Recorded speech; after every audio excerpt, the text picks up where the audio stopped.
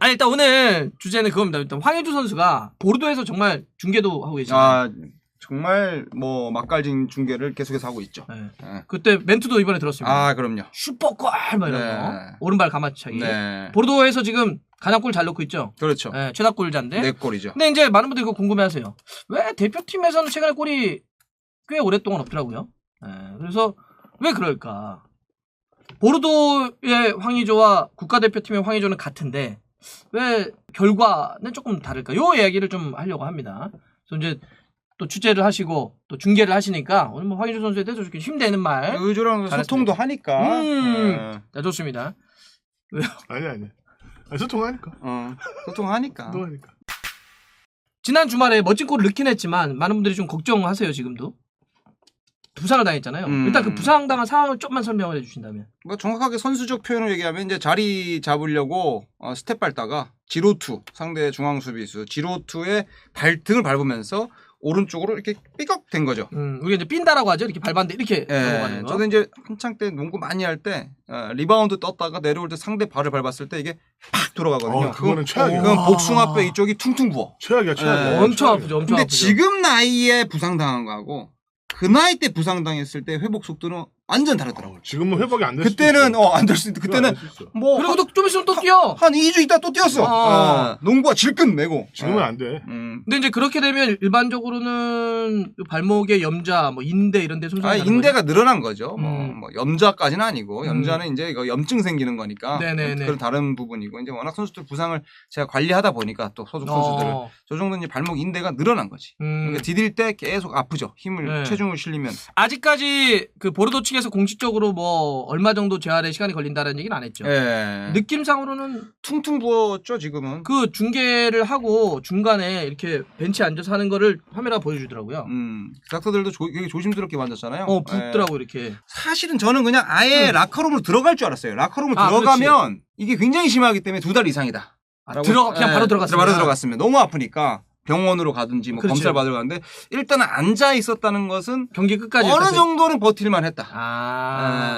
그래서 막 2달, 석 달까지는 안 갈 것 같고 제 생각에 대표팀에도 영향을 미치겠네요. 미치죠. 그쵸. 미쳐버리겠죠 아주 그냥. 그러니까 왜냐하면 지금 11월 11일이 우리의 11월 A매치 2경기의 첫 번째 경기거든요. 아랍에미레이트전이죠. 그러면은 채 한 달이 안 남았어요.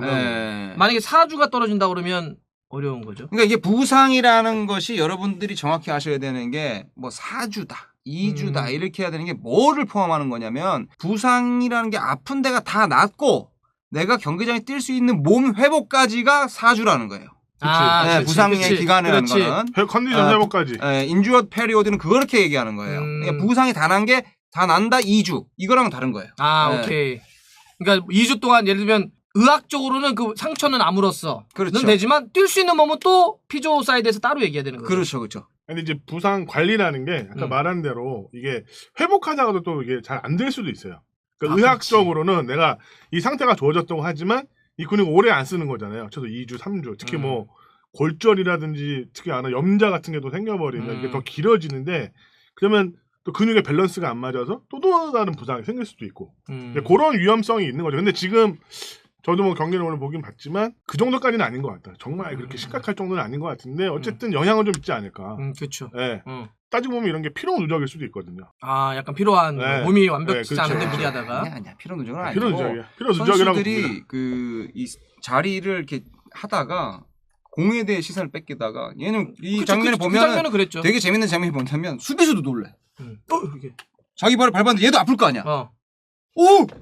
돌아가는 게 느껴진 거지. 그러니까 피로 누적이 아니었으면 저 정신 차리고 빨리빨리 해서 빨리 했을 수 있는 거야. 아니지. 이렇게 스크린 이렇게 대표팀에서 잘못 썼어. 아니 옆으로 이렇게 걸어가는데 이게 피로 누적이야? 피로 누적이지. 힘들어. 아우 발목이야. 보르도에서의 황의조 선수의 지금의 위상은 어느 정도라고 봐야 돼요? 보르도에서 탑이죠. 탑이죠. 움바에니앙을 영입한 거는 황의조가 떠날 것에 대비해서 한 것도 있고 황의조 혼자서 원톱을 보기에는 너무 좀 피로도가 많을 테니까 좀 로테이션 돌리기 위한 자원을 FA로 영입했는데 몸이 전혀 안 돼 있더라고. 이렇게 그거 운동 더럽게 안 했더만. 첫 회복 복귀인데 너무 안 했더라고. 근데 황의조 선수가 지금 그 보르도의 핵심이기도 하지만 자기 색깔이 확실히 뚜렷이 있잖아요. 그렇죠. 뭐 슈팅이라든지 뭐 이런 움직임이라든지 이제는 뭐 1대1 눈앞에 두고 수비를 치고 들어가는 것도 자신이 생겨가지고 굉장히 좋은 형태를 보이는데 입지는 뭐 지금 감독이 이란전까지 와서 피곤함에도 불구하고 면담을 통해서 그럼 너 한 80, 70, 80분만 소화해달라 뭐 이런 얘기를 하고 들어가는 경우가 많아요. 네, 근데 그럴 정도로 지금 다른 자원이 있음에도 불구하고 선발 투입했다는 거는 뭐 엄청난 신뢰가 있다는 거죠. 절대적이다 이렇게 볼 수 있겠네요. 그리고 이날 또 그 140주년이라 보르도의 레전드급 플레이 에메자카도 왔어요 처음에. 에메자케 감독도 작가는 아니고 에메자케, 네. 에메자케도 왔고 시추했잖아요. 네, 시추했고 그 다음에 보르도 출신 레전드들, 쫙 그 다음에 구단주 다 왔어. 거기서 슈퍼골 넣었어. 그럼 뭐야? 야, 얘 재계약해. 이런 각이 나오는 거지. 근데 진짜 좋아. 경기장이 좋고 경기장이 좋다고. 네. 뭐? 미안합니다. 그러니까 보르도에서 지금 뭐 스탯도 나오지만 그 압도적으로 최다골이기도 하고 플레이도 보니까 황의조 선수의 움직임이 굉장히 넓더만요. 측면에서부터 어시도 좋고. 까지. 근데 이제 일단 전술 자체가 황의조 선수에게 공격이 전반적으로 밀어주는 거잖아요. 지금 우충원 기자 한 얘기 맞아요. 보르도는 어쨌든 황의조의 득점 루트를 중심으로 그 외적인 것들을 붙이는데 대표팀은 중심이 황의조보다는 이선이 많죠. 이선에 많은 선수를 두려고 소니도 하죠. 있고 이제 여러 가지를 분산시키니까. 근데 이제 그래도 많은 분들이 이제 그냥 뭐 궁금해하시는 거예요. 그러니까 그렇게 보르도에서는 계속 뭐 절대적인 골을 넣고 있는데 대표팀에 있어서는 지금 최근 5경기에서 골이 없는 상황이에요. 일단 이거는 우리 무 기자님은 어떻게? 기본적으로 우리가 강점인 게 아시아 무대에서 최전방에 있는 공격진이잖아요. 다른 나라에 비해 물론 이란도 최전방 공격진 좋지만 네네. 특히나 우리는 그동안에 이제 스트라이커 개보도 있었고 지금 황의조라는 걸출한 스트라이커가 앞에 하나 있고 그 후에 뭐 손흥민 선수도 최전방에 쓸 수도 있는 거고 뭐 여러 가지 선수가 있는데 황의조 선수 위주의 전술을 보르도는 짜고 있지만 아까 말씀드렸지만 대표팀은 황의조만을 위한 전술을 짜기는 좀 어렵잖아요. 그러니까 손흥민을 위한 전술을 짜기도 좀 쉽지 않은. 또 벤투 감독도 또 벤투는 그렇죠. 사실 그렇죠. 감독은 그런 거 원하지 않는 거니까. 그리고 또 빌드업을 해서 올라가서 이 선에서 넣어주는 이런 경기를 펼치기 때문에 뭐 황의조 선수가 아까 조용히 말한 대로 황의조 선수가 골을 못 넣었다고 해서 뭐 부진하다라고 보기는 조금 어렵지 않나. 근데 물론 오케이. 팀 전체적으로 원활하지는 않다라는 생각이 좀 들긴 하죠. 그러니까 뭐 패배는 없다고는 하지만 그렇다고 우리가 압도적으로 누굴 이기는 상태는 또 아니잖아요. 국대에서? 네, 국대에서. 그러니까 그런 부분에 좀 어려움이 좀 있는 거지. 뭐 문제는 아니다. 크게 문제라고 생각할 건 아니다. 그러니까 뭐 이유를 분석해 보는 거예요 지금. 근데 이 황의조 선수가 리그에서도 그 서해부 그로인이라고 그러죠. 이쪽 사타구니 쪽 근육이 통증이 있을 때부터 대표팀의 부진도 같이 맞물려 있어요. 그런 것도 이제 있으니까 아무래도 피로 누적이에요. 피로 누적인데 스텝 밟다가 이제 인대 늘어난 건 피로 누적이 아니라고 있으니까. 그러면 지금까지 얘기한 거 두 가지인 것 같아요. 하나는 보르도에서는 아무래도 황의조 선수가 워낙 퍼포먼스가 좋기 때문에 황의조를 중심으로 해서 공격 전술을 짜다 보니까 기회가 더 많아지는 것. 하지만 대표팀은 좀 상황이 좀 다르고. 두 번째는 보르도에서 아까 부상의 여파들이 있을 때 대표팀에 약간 그걸 안고 갔을 때. 아니면은 그때 막 올림픽 대표까지도 가고 막 이러면서 약간 피로도도 있죠. 피로 누적 같은 게 사실 약간 또 겹친 것도 있었다. 이 두 가지가 가장 핵심이다. 자, 그러면 이유는 좀 왜 차이가 나는지는 조금 들었는데 황의조 선수가 부상을 다 털고 11월 A매치 때 들어와서 잘 뛰었으면 좋겠습니다. 근데 뭐 혹은 여파가 있어서 좀 어려울 수도 있어요. 있을 수도 있고 없을 수도 있는데 지금은 일단은 뭐 그 11월을 한정해 놓지 않을게요. 그러니까 부상 여파가 어떻게 될지 모르니 언제라도 어쨌든 황의조 선수는 분명히 벤투 감독 체제에서 스트라이커야 주요한 자원이 될 텐데 그럼 보르도에서처럼 조금 더 그런 호쾌한 슈팅이나 골이 더 많이 상대적으로 좀 나오게 하려면 벤투 감독 체제에서는 어떻게 좀 활용하는 게 좋을까요? 그 각 팀들이 우리에 대한 그 맞춤 전술 딱 아까 말한 대로 2선부터 압박을 해서 이렇게 내려오잖아요. 그러니까 경기를 펼치잖아요. 그러면 공격진이 힘들 수밖에 없잖아요. 우리의 공격진이. 그러면 이 벤투 감독도 그 전술적인 부분들이 굉장히 좀 일관된 게 나가잖아요. 모든 경기에 모든 상대에 따라 변하는 게 아니라 우리가 원하는 축구를 펼치겠다는 걸로 계속 쭉 나가는데 그냥 개인적인 생각은 공격진을 더 원활하게 하고 싶으면 뭐 선수 구성에 더 변화를 좀 많이 줄 수도 있는 거고. 전에 얘기했듯이. 아니면 뭐 전술적으로 좀 우리도 뭐 다양한 전술을 좀 쓴다든지 하면 뭐 가능하죠. 근데 물론 기본적인 축구는 있겠죠. 벤투 감독이 원하는 축구는 있겠지만 뭐 이라크 상대로 해서 우리가 굉장히 어려운 경기였잖아요. 뭐 상대한테 뭐 슈팅 자체로 만들지 못하는 상태라면 좀 뭐 변해야 되지 않을까. 이건 단순히 황의조 선수뿐만 아니라. 그러니까 지금의 이야기의 중심은 그러니까 황의조 선수 개인의 어떤 더 능력을 극대화시키는 거를만 보는 것이 아니라 전체 공격진이 지금보다는 더 전술적으로 다양해지고 능력이 더 높아져야 그 안에 있는 황의조도 더 살아날 수 있다. 그렇죠, 그렇죠. 그래서 혼자서, 그러니까 능력이 없는 선수가 아니니까. 그건 그러면 그렇죠. 뭐 손흥민도 마찬가지고, 뭐 황의조 선수 그렇고 이선에 있는 선수들, 황희찬 선수는 안 그런가요? 능력이 없는 선수들이 아닌데 이거를 한 틀에서 어떻게 뭐 품어야 되느냐 이런 것들이 문제라는 거예요. 그래서 전체적으로 그렇죠. 공격 전술의 다양함과 변화 같은 걸 좀 가져오는 게 좋을 것 같다. 뭐 이렇게. 이건 뭐 2차 예선뿐만 아니라 이제 본선에 가서도 우리가 해야 그렇죠, 되잖아요. 그렇죠. 그러면 좀 더 다양한 전술 좀 생각을 좀 해봐야 되지 않을까. 어떤 틀까지는 결인지 알 것 아니더라도 같아요. 틀까지는 아니더라도 좀 공부를 좀 해야 되지 않을까. 예. 아니 전술적으로는 뭐 색깔이 뚜렷하니까 음. 벤투는 일단 내일을 살려고 하는 것보단 카타르 월드컵만 바라보고 지금 짜가지고 가는 거잖아요. 인정. 예. 네. 그거니까- 굉장히 길게 보고 있는 것 같아요. 그러니까 구성원 자체 변화의 폭도 적은 거고 새로 뽑아도 안 쓰고 뭐 여러 가지가 있는데 황의조가 지금 부상 때문에 만약에 이번이 난 시험 무대라고 봐요. 네. 그렇지. 일단 또 10월만 놓고 보자면. 아라비 시전에 과연 그러면 황의조가 부상 때문에 못 온다는 거 쳤을 때 그거 진짜 네. 그것도 궁금하긴 그때 하네. 벤투의 고집은 어떻게 변화를 줄 것이냐.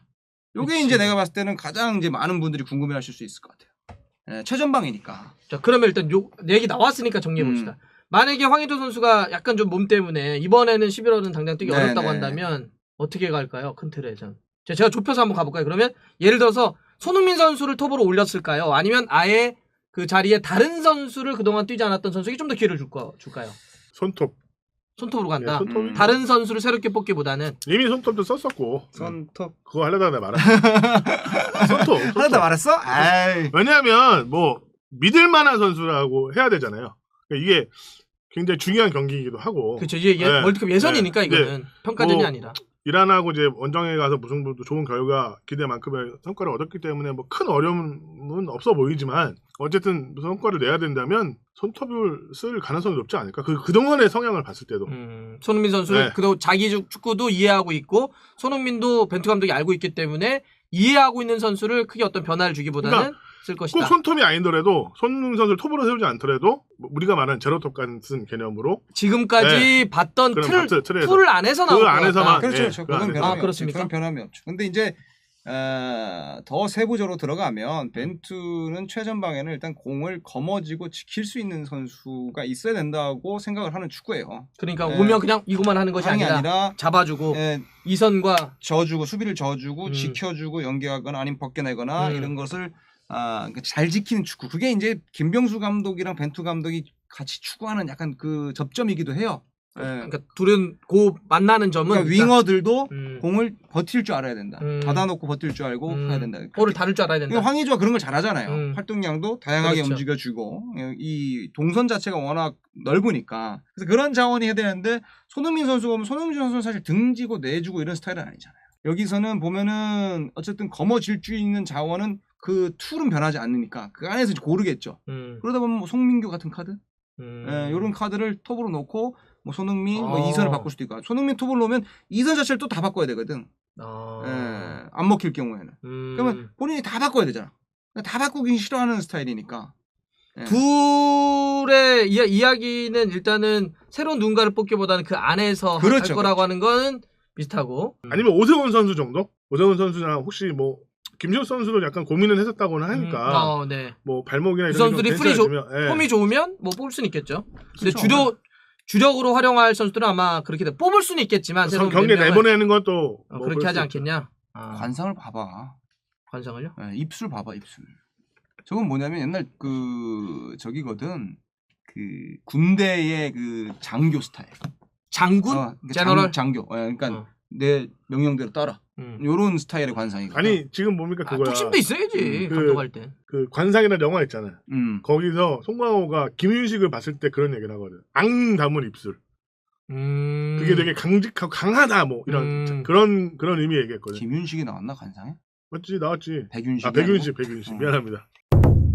자 그러면은 우리 이야기는 좀 비슷한 것 같아요. 그런데 그 중에서도 조금 다른 결은 손톱으로 갈 것이다. 하지만 손톱으로 가게 되면 다른 라인을 너무 크게 바뀌어야 되기 때문에 아마 다른 선수를 톱으로 갈 것이다. 그러면 혹시 다른 선수로 간다면 황희찬의 톱은 어떻게 생각하십니까? 그러니까 그렇게 빠져들어가고 스피드를 이용하는 선수들은 이선에서 활약을 엄청나게 해줘야 되니까 공을 거머쥘 줄 아는 선수를 찾는다는 거. 차라리 조규성이라든지 송민규라든지. 아, 그래서 아까 원래, 송민규 얘기했구나. 예. 그러니까 이런 이야기 연장선상이 이강인 선수를 제로톱으로 놨었잖아요. 아, 이강인 선수, 이강인 어디에 선수를 제로톱에 그 앞에 놨었잖아요. 아니, 그런 개념인 거죠. 아, 그러니까 볼을 자꾸 거머쥔다는 예, 얘기가. 거머쥐는 거 좋아해요. 아, 그러니까 톱을 쓰려면, 그러니까 사실 이럴 수 있거든요. 분명히 송민규를 얘기했기 때문에 막 그럴 수도 있어. 아니, 무슨 송민규를 원톱으로 쓰냐, 뭐 이럴 수는 있는데, 지금 쪼이 얘기는 벤투 감독이 성향상 그럴 수 있다는 거잖아요. 그렇죠. 그렇죠. 아. 그러니까 김학범 감독과 완전 다른 거죠. 김학범 감독 원터치, 터치 패스로 그렇지, 빠르게 그렇지. 좀 가는 건데 다르지. 얘는 거머져야 돼 일단은. 거머쥐고 이게 버텨주는 걸 좋아하니까. 그래서 김학범 감독의 송민규가 또 거머쥐는 스타일이니까 뭔가 언밸런스 했던 거예요. 아, 왜?